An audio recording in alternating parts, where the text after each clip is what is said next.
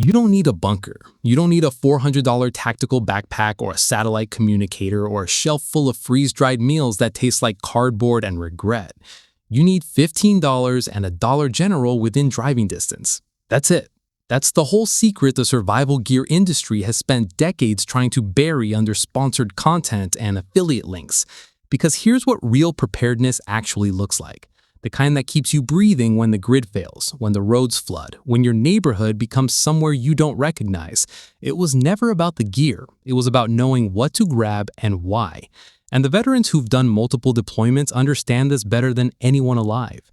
They've survived on improvised everything. They've made do with nothing and made it work. When they walk into a Dollar General, they don't see a discount store. They see a supply depot. So let's walk through it together. 9 things. Most people walk past every single one of them. You won't anymore. The first thing you grab, and this is non-negotiable, is the biggest box of heavy-duty garbage bags the store carries, black if available. And before you think you already know where this is going, you don't. Not completely. Shelter comes first because exposure kills faster than thirst, faster than hunger, faster than almost anything short of catastrophic injury.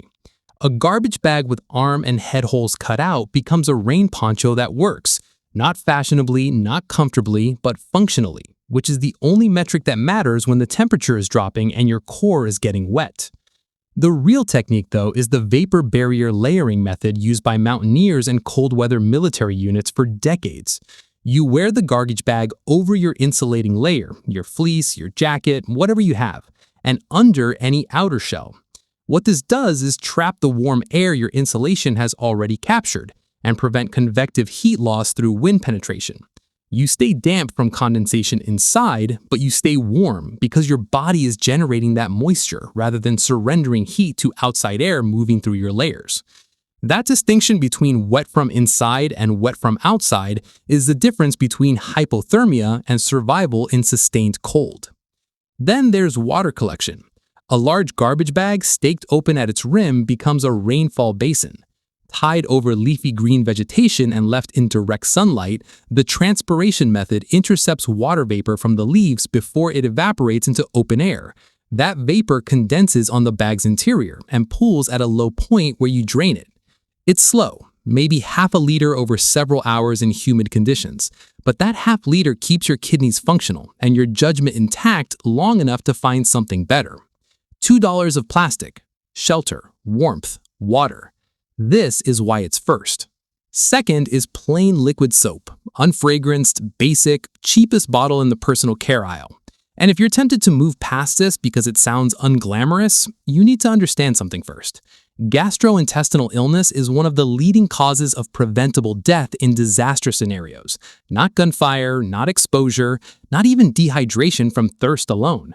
Diarrheal disease spreading through a group because someone handled food after handling contaminated material, cholera, typhoid, dysentery. These are the killers that historically collapse communities from within during extended disruptions, and they share a single primary transmission pathway: unwashed hands. Soap works not by chemically killing pathogens, but by physically dismantling them. Soap molecules are amphipathic. One end bonds to water, the other bonds to oils and fats. Viral envelopes and bacterial cell membranes are primarily lipid-based structures. When you lather and scrub, the soap molecules physically tear those membranes apart and suspend the fragments in water for rinsing away. The pathogen doesn't adapt to this. There's no resistance mechanism. You're not running chemistry against biology. You're using physics, mechanical disruption at the molecular level, available for under $2. In a water-scarce scenario, the technique that preserves your supply is this. Wet your hands with the minimum water needed to generate lather, scrub thoroughly for 30 seconds, then rinse with as little as possible. The scrubbing does the actual work. The rinse removes what's already been disrupted and suspended. A single bottle, used with discipline in a group of 4 people across 2 weeks, costs less than the cheapest item in most tactical kits and prevents the single most statistically likely cause of group medical collapse in a shelter-in-place scenario. It belongs in the basket without a second thought. Third is petroleum jelly, store brand tub, $1.50. And here's where most survival scripts make a fundamental mistake. They open with the wound care application because it sounds medically serious, and they save the fire application like a footnote. That's exactly backwards. Start with fire, because fire is where this thing earns its place immediately and viscerally. Take a cotton ball, same aisle, often the same shelf. Saturate it with petroleum jelly and you have a fire-starting material that burns for up to 4 minutes in wet conditions, in wind, in rain. 4 full minutes of sustained, weather-resistant flame from something that cost you less than a cup of gas station coffee. The petroleum jelly waterproofs the cotton fibers completely and extends burn time by an order of magnitude compared to dry cotton alone. Your tinder and kindling get sustained heat long enough to catch even when everything around you is saturated. Military survival instructors have been teaching this for decades because it works in the exact conditions where everything else fails. Pre-make a dozen of them, seal them in a Ziploc, and distribute them across every bag you own. They weigh nothing, they occupy no meaningful space, and when a wet, cold emergency is unfolding around you, 4 minutes of reliable flame is the entire equation. The wound application is real and worth understanding. Petroleum jelly over a laceration in a dirty environment creates an occlusive barrier that slows bacterial infiltration and reduces moisture loss from exposed tissue. It's not a sterile dressing, you're not performing surgery with it. But in field conditions where sterile isn't available, it buys time before a proper dressing can be applied. And buying time is the primary goal of almost every survival medical intervention. One important clarification. This applies to surface lacerations. Deep puncture wounds are a different problem entirely, and applying an occlusive seal over a puncture can trap anaerobic bacteria and accelerate the exact infection you're working against. Know the difference before you need it. Fourth is duct tape, and the reason it's fourth is because most people already know the repair applications. What they don't know, what actually belongs in a serious kit, is the medical use case that field medics have relied on for generations. A field splint for a suspected fracture, severe sprain, or dislocation is built like this. Find rigid material, a thick branch, a magazine rolled tight, cardboard folded into a channel. Position the limb in the most neutral, comfortable alignment you can achieve. Then use duct tape to secure the entire assembly. It won't repair the injury. What it does is reduce movement, reduce pain, and critically prevent secondary damage from an unstable injury site grinding against blood vessels and soft tissue over the following 12 hours. That secondary damage is often more dangerous than the initial injury. Compartment syndrome and vascular trauma from an unimmobilized fracture site can turn a survivable injury into a limb-threatening emergency. Duct tape is the intervention between those two outcomes. For wound closure, a butterfly strip made from duct tape, folded so a narrow, non-sticky bridge spans the wound gap with adhesive tabs on either side, pulling the edges together, holds a laceration closed when nothing better exists. Monitor for skin maceration underneath. Change it when you can, but an open wound in a non-sterile environment is an infection pathway that widens with every hour it stays open, and closing that pathway is the mechanical priority. Duct tape does it. $2. Fourth is isopropyl alcohol, 91% concentration if the store carries. The distinction between 91% and 70% is not marketing, it's chemistry. 91% evaporates faster, penetrates bacterial cell walls more effectively for surface sterilization of instruments and equipment, and causes less prolonged chemical irritation to wound tissue on contact. For field sterilization of a needle, a blade, or a wound edge, 91% is the correct tool. The application that goes consistently overlooked is fuel. 91% isopropyl burns with a clean, nearly smokeless flame in a metal container. It burns cooler than most liquid fuels, but produces enough sustained heat to boil a small quantity of water, heat food, or sterilize an instrument. In a scenario where you need heat without the smoke signature of wood fire, without the acoustic signature of a generator, without the storage and transport demands of propane, isopropyl gives you a quiet, low-profile heat source that leaves no ash and very little evidence. The flame is nearly invisible in daylight, so exercise real caution with it around others who don't know it's burning. But as a secondary fuel source that also serves as your primary disinfectant, the value-to-space ratio is almost unmatched. The third application is the one that field medicine has understood for a long time and that survival culture rarely discusses directly. In prolonged displacement or high-stress situations, maintaining a hygiene routine without running water is one of the most effective tools for preserving mental stability. Not because cleanliness is next to godliness, but because the human nervous system uses sensory routine as an anchor to normalcy. When that anchor is cut, when people stop washing, stop caring for their bodies, the psychological deterioration that follows affects decision quality, group cohesion, and the will to continue doing the difficult things that survival requires. An alcohol wipe down is a 2-minute investment in keeping the brain's operational architecture intact under conditions designed to dismantle it. Sixth is baking soda. And let's be direct about exactly where it earns its place and where it doesn't. Because a tool that's oversold becomes a liability when someone stakes their life on a claim that doesn't hold. Where it definitively earns its place, sanitation management. In any extended shelter-in-place scenario, waste management becomes an operational problem faster than most people anticipate. Applied to latrine sites and waste collection points, baking soda reduces ammonia volatilization, the release of ammonia gas from decomposing organic waste. Ammonia is the primary chemical attractant for flies, which are the main mechanical vector carrying fecal pathogens from waste sites to food preparation areas. Suppress the ammonia signature, you suppress the fly population in that immediate zone. You interrupt one of the most direct transmission pathways for the waterborne diseases that historically kill more people in disaster scenarios than any other cause. That's not a minor domestic application. That's epidemic prevention at the community level available for $2. Where it also earns its place, topical medical intervention.